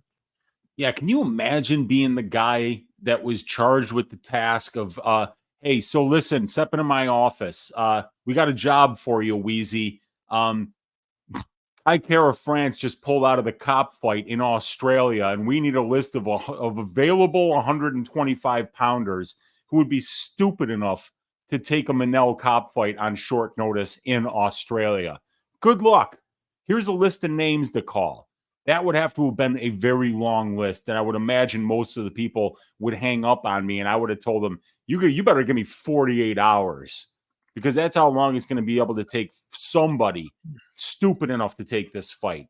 Manel Kape has had people pull out of his last 3 fights, you know, one of them on fight day in Alex Perez. He's looking to kill somebody right now. This is a violent man to begin with. I mean, Manel Kape has finished 16 of his 18 professional wins inside the distance. He's very explosive. He's a spectacular moment winner, whether it's with his submissions or with his hands. The guy is 11-0 to the knockout in his career and 5-2 to the submission. And his Brazilian jiu-jitsu is severely underrated, according to a lot of people that he trains with. You know, and Dos Santos was supposed to get a Contender Series fight. And I mean, he's going life and death with guys like Hugo Paiva and Rafael Ribeiro. Boy, I mean, I think Kape is going to absolutely murder this dude. I think that Manel Kape is like a pit bull that's been caged up without food for like 2 weeks, and they're going to open that cage door, and I mean, he's going to be looking to murder somebody, and I think he might do it. I think he might do exactly that. We could see death in Australia on Saturday here, because I just don't like this matchup for Felipe dos Santos. He gets hit a lot on the feet, dude. I noticed that on the tape. Paiva was much smaller than him, but he had no problem closing the distance and landing hooks. Also was able to take down Felipe dos Santos a little, and we've seen Manel mix in the wrestling. I'm looking for Manel to get this job done, get it done pretty quickly. We've never seen Felipe dos Santos finish, but it's only in 8 professional fights, against a much lower level of competition here. So, yeah, I'm looking for Manel, but it's weird because whenever you have that situation where the guy hasn't been finished before, you always take a chance when you bet that inside the distance prop, or you bet the fight doesn't go to decision, because you just don't know what the guy's durability is really like. And sometimes you find out, on fight day, yeah, I bet the under, and this guy's stupid durable. So that's kind of an unknown there. And then you're just kind of like left with a minus 350 top line. Maybe you got to find somebody. Maybe Kape. What's a Kape Ulberg parlay right about now? And look it up, but Kape's only minus 340. I think he probably should be a bigger favorite. Maybe it's because Felipe dos Santos has that blonde hair that all the shoot the box guys have. Maybe that's affecting the line a little bit. Yeah, $1 wins 78 cents. So it's minus 125, I want to say, somewhere around there. Yeah, around there. Yeah, something like that. It'll probably like maybe between minus 125 and minus 130. I mean, I think that's pretty safe. I mean, to see Jung beat Ulberg would be very surprising. To see Felipe dos Santos beat Manel Kape, that would be very surprising. Yeah, Dirty is very high on the over. He's not falling for that under crap. Well, Dirty, you're going to get a good price on that over because the under is just getting wrecked as we speak. I saw it at minus 115, I think, but didn't pull the trigger. And now it's minus 170. So it is what it is. But yeah, I think Cops could be a solid parlay piece. Cop inside the distance, but it's going to be a crappy price. So we'll see. But yeah, I like Cop a lot. Yeah, it'll be juiced. Yeah. Kape is a flyweight in a very, very good flyweight as well. Yes. All right, let's keep moving on to the co-main event. We have Tai Tuivasa going against Alexander Volkov. We got Tai Tuivasa, 30 years old, 6'2" with a 75-inch reach. Volkov, 34 years old, 6'7" with an 80-inch reach. We have Tuivasa, 4 years younger. Volkov with a 5-inch height advantage, and then a 5-inch reach advantage as well. We got Tai Tuivasa 3-2 in his last 5 fights, knockout win against Greg Hardy, Augustus Sakai, and Derek Lewis, and then knockout losses against Cyril Gane and Sergey Pavlovich. As far as Volkov, he is 3-2 in his last 5 fights. Decision loss to Cyril Gane, decision win against Marcin Tybura, submission loss against Tom Aspinall, and the knockout wins against Rosenstruck and Alexander Romanov. Weezy, what are your thoughts on this heavyweight matchup? Yeah, this should be a really fun fight. Finally, we get to something that's kind of like pay-per-view worthy here. Well, I mean, like the Pleasure Man is pay-per-view worthy, but this is going to be a fun fight. And it's that stylistic matchup, in my opinion, right? Where we kind of got a moment winner in Tai Tuivasa, a guy who's got a 93% finish rate, who's got 13 of his 14 professional wins by knockout, going up against a guy in Volkov, who's got a positive 2.85 significant strike differential at distance, 54.5% accurate, 59% defense. Somebody that can win those moments or those minutes on the feet by keeping fights at distance striking range, using that length, that height that he has. And Volkov's a lot more experienced than Tuivasa. He's got 46 fights compared to 19 for Tuivasa. He's got over 300 more minutes in the pro cage. This guy's been a pro since he was 19 years old, and same thing with Tuivasa, but it's just that Tuivasa's 30 and Volkov's 34. So Volkov's just been very busy as a pro for his entire career. And you see the power number differences. Tai Tuivasa, 8 knockdowns in 13 fights, while it's 3 knockdowns in 14 fights for Volkov. So it's that power versus technical precision battle that's going to be waged here. And we kind of just saw Gane pick apart Tuivasa at range. And then we saw, Sergey Pavlovich land big shots, but, that's Sergey Pavlovich. Both of these guys have fought a very good level of competition. And when you look at their wins next to each other, they're very similar. Tai Tuivasa's at home, but he's a big underdog here. And I mean, the Volkov fight against Derek Lewis, was one of my favorites. It kind of reminds me of this kind of fight where, he's just winning. And then Lewis is like, damn, man, there's a minute left. I got to find a big shot. And he just kind of starts walking forward. And then eventually he finds the chin. And that's how it could be with Tuivasa here. I think that he can absolutely maybe weather the storm. He's got a brick for a head. And Volkov isn't like this serious power puncher who's dropping people with one punch. He's definitely more of an attritional striker. So I think that maybe Tai Tuivasa finds something late here, but I kind of like the over for this fight. I know that's always terrifying in a heavyweight fight, but the over 1.5 rounds is set at -115. And Volkov, in his 3-round fights, has been over 1.5 rounds 5 of 7 times. And for Tai Tuivasa, it's only 3 out of 11. But I kind of feel like Volkov's distance management will make it difficult for Tai to find a big shot early here. So I think it kind of over 1.5 rounds. And I think the plus money on Tai Tuivasa is kind of interesting here. He's plus 200 in a high variance heavyweight fight. And we've seen Alexander Volkov get chinned and knocked out before. Yeah, I think if I was betting Tuivasa, I'd probably just take the knockout. I struggle to see him winning a decision. Volkov's striking is very good volume, big height, big reach advantage. Tai Tuivasa punching bag. But yeah, Tai Tuivasa has power. This is a heavyweight fight. We've seen much stranger things happen. I kind of don't mind the over 1.5 as well. I'm not really an over guy, but at about a pick 'em, I could certainly see it here. So that could be one thing to look at. And yeah, you said -1. Yep, -115. Yeah, you usually see for over 1.5 rounds, even for heavyweight fights, you usually see them like -150, -175, because even heavyweights, they go over about 56% of the time, about 56.5% of the time. We're only paying 53.5% here. So we're getting like a 3% discount when we compare that benchmark for the division to the price of the line. And then, like I say, Volkov, 5 of 7 fights have went over. So that's, like 71% of Volkov's fights have went over. So it's not the worst look, but, it's a heavyweight fight. You can never be surprised if somebody winds up sleeping in the first. Yeah. I lean like a late finish, but yeah, I'm not touching. And by the way, money's pouring in on Volkov. So Volkov was like -210, I think, like yesterday or a couple days ago. Now he's -240, and then Tai Tuivasa is currently a +205. So yeah, probably gonna stay away from this one. Maybe the over, if anything, but I don't really bet over, so probably nothing for me. But fight, I'll probably just sit back and watch. Fun fight to watch.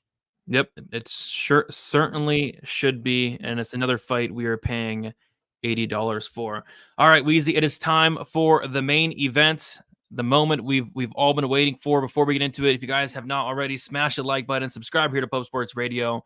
We are talking Israel Adesanya against Sean Strickland. So we got Adesanya, 34 years old, 6'4" with an 80-inch reach. Strickland, 32 years old, 6'1" with a 76-inch reach. Strickland, 2 years younger.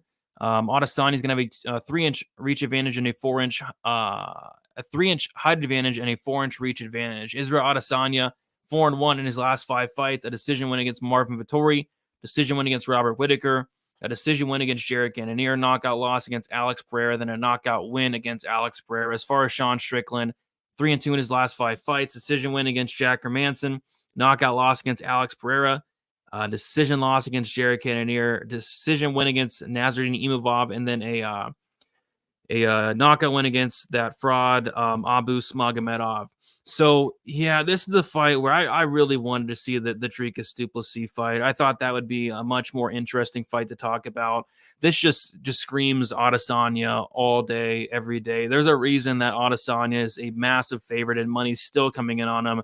Adesanya is the biggest favorite here on the card by a mile, and that's just because Sean Strickland really just poses no threats in my opinion. Sean Strickland's not going to wrestle. Should he? Yeah, but he's not going to. He said himself that he's not going to wrestle, and I kind of believe him. And I was telling you earlier, Weezy, I was listening to an interview with Adesanya. Adesanya strongly believes that Sean Strickland is going to wrestle, which I just don't personally see it whatsoever. So yeah, I think these guys are going to strike for 25 minutes and on the feet. I mean, the better striker here is Adesanya, and by a mile. Adesanya is not going to probably have to worry about takedowns. He's not going to have to worry about power. I think Adesanya makes this look pretty easy 50-45 type decision. So yeah, I wish I had more to say, but I think it's a pretty easy matchup for Adesanya, and I think it's probably his easiest matchup since like Brad Tavares or like Yoel Romero. I just don't really see where Strickland poses many problems here for him. Weezy, what are your thoughts on this main event? Oh, God, man. I mean, you see where the line is, right? You're just kind of like, please find me a reason to bet on Sean Strickland at this line.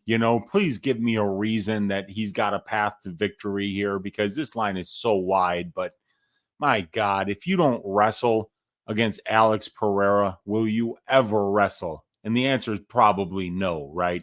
And yeah, I mean, it's smart for Israel Adesanya to say, yeah, I'm planning on Sean Strickland wrestling here, and he should train for it, because that's really the only path here.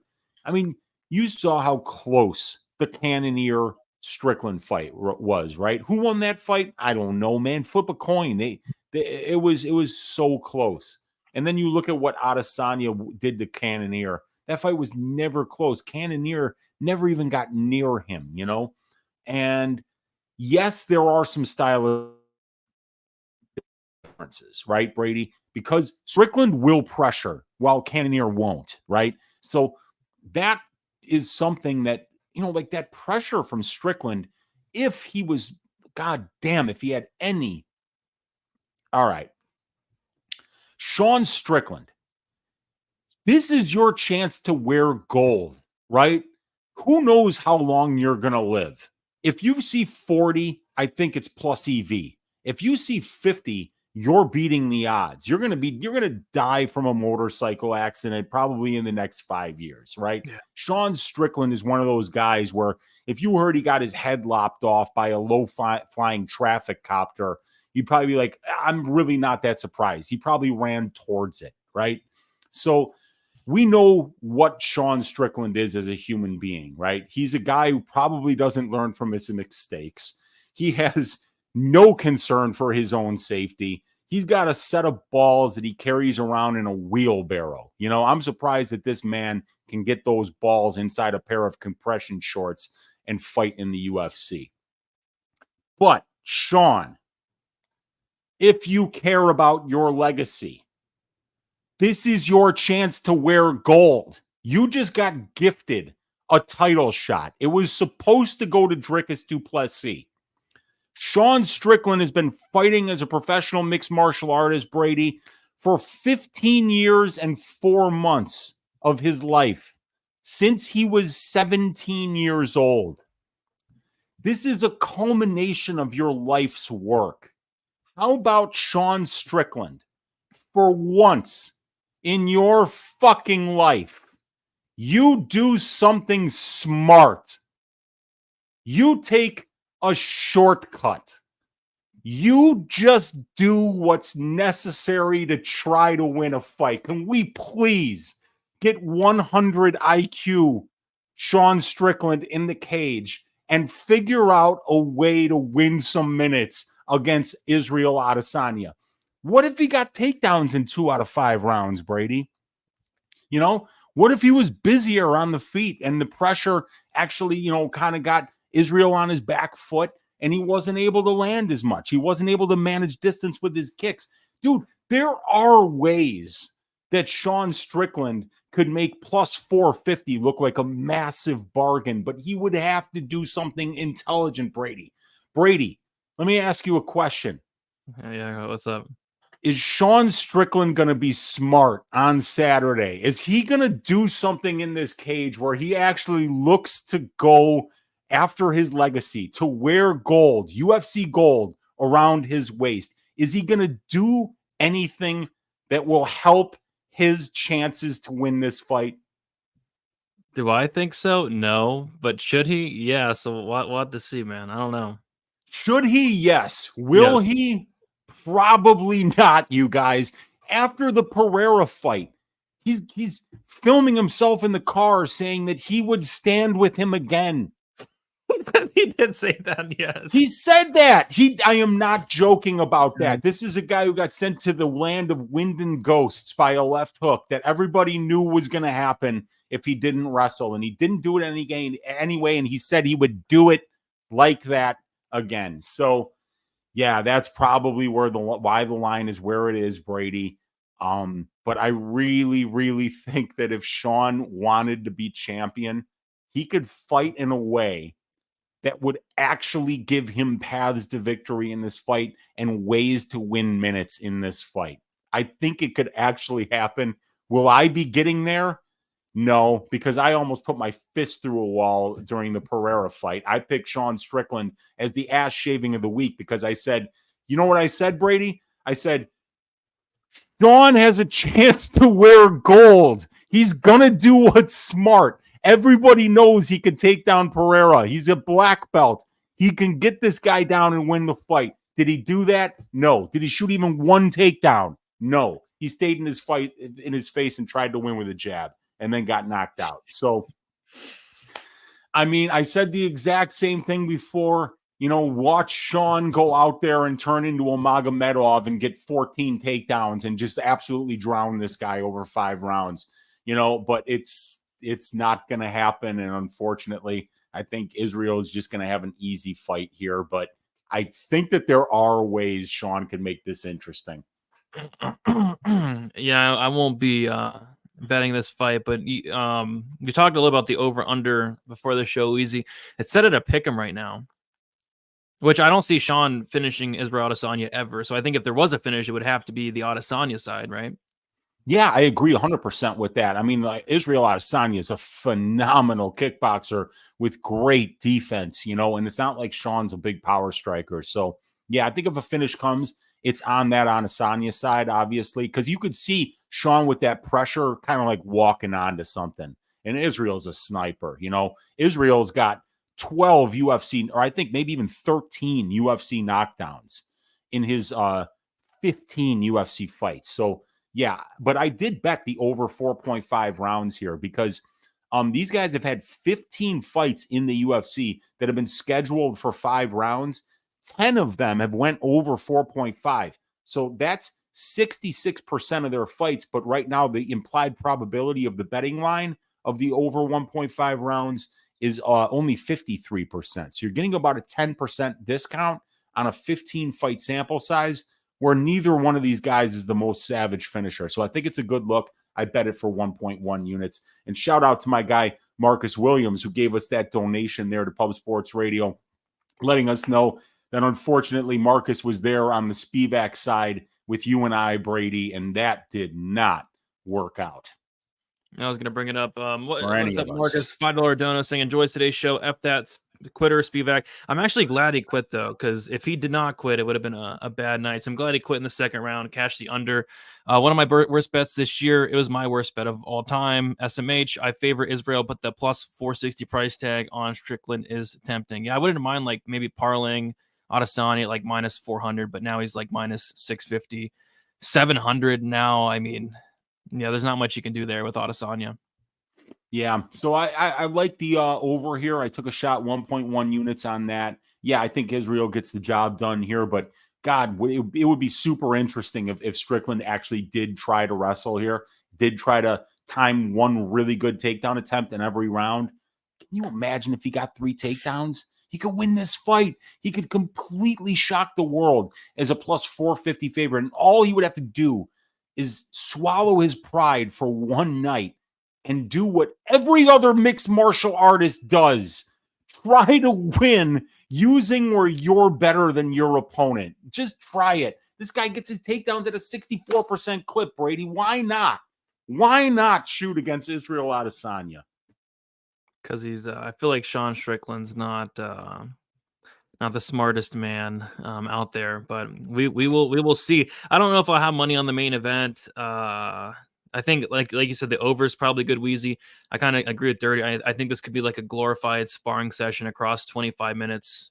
So yeah, I'm not too excited for this fight personally, but Weezy, for the second time in Stat Diggers history, I'm going to actually show the notes to my audience. You know, what I've been writing down throughout the show. You know, I like to take notes. I like to, write down the spots that actually stick out throughout the show. So for the second time ever in Stat Diggers history, this is what I got. This is what's sticking out for me for UFC 293. Where is she, man? I don't know. You know? That's what I'm wondering the whole Where's show. That's Kim Winslow? I don't know. Is she in the chat? You know, I mean, Pub Sports Radio. Where's Kim Winslow? Do we know where she is? Let's find out, man.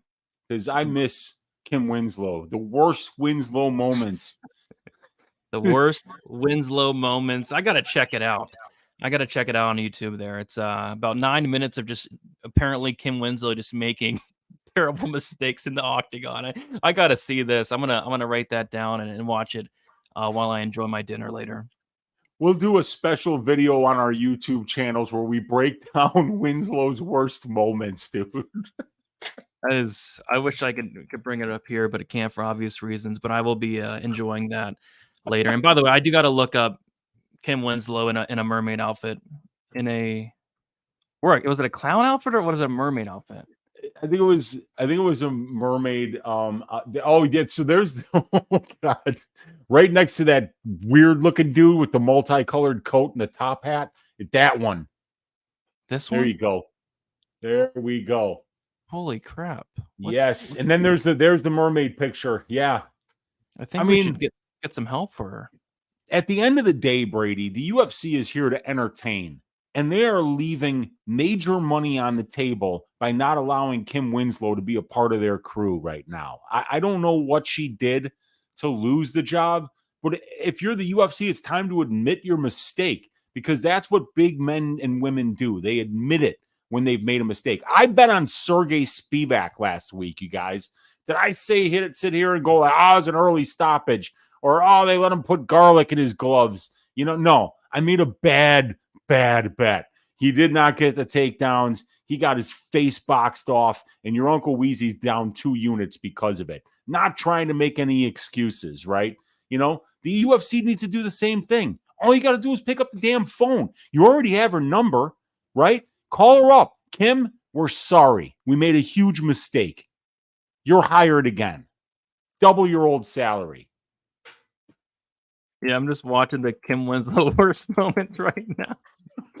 It's like people are getting like murdered. She's not stopping the fight. It's oh my gosh. Oh, somebody's arm's getting broken, and Kim Winslow, get some help.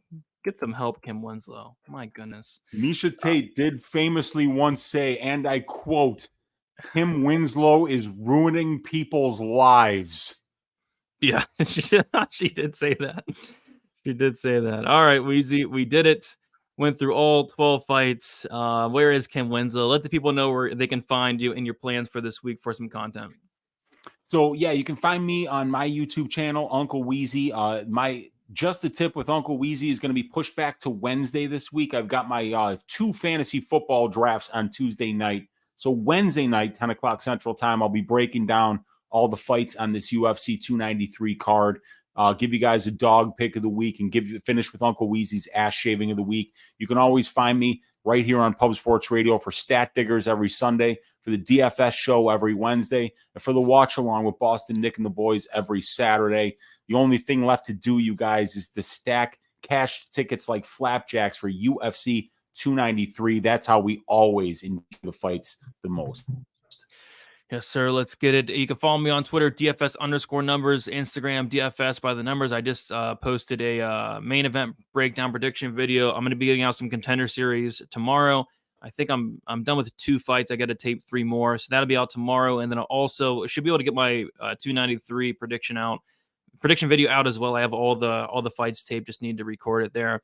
And then lastly, if you guys have not checked out the Pub Sports Radio Weekly UFC contest, be sure to check it out. It's free to enter, $100 the first, but if we can get to 200 entries, the prize is going to double. So highly recommend it. It's free to enter. Doesn't hurt to check it out and try it out there. So leave a like on your way out. Subscribe here to Pub Sports Radio, and best of luck for UFC 293. And see you later, guys.